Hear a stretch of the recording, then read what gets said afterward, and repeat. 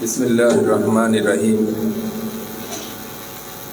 14 اگست 2023 کو جامع مسجد فاروق اعظم مرکز اہل سنت میں بیٹھ کر ہم اپنی طرز سے جشن آزادی منا رہے ہیں۔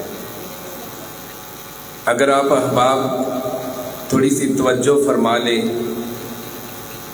عوام جتنی بھی ہے، جتنے بھی ہم لوگ عوام میں ہیں، ان میں کہیں نہ کہیں تو محبت پائی جاتی ہے، کہیں نہ کہیں تو محبت پائی جا رہی ہے۔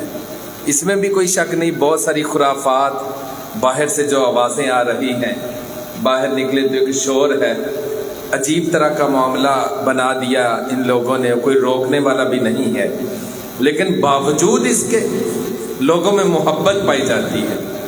کاش یہی محبت جو ہے وہ جتنے بھی اوپر ہمارے لوگ بیٹھے ہیں، مسلط کر دیے گئے ہیں، اللہ کرے ان میں بھی ملک سے ایسی محبت پائی جائے، اور اگر ان لوگوں میں تھوڑی سی بھی ایمانی غیرت ہو تو کبھی بھی ملک کا یہ حال نہ ہو۔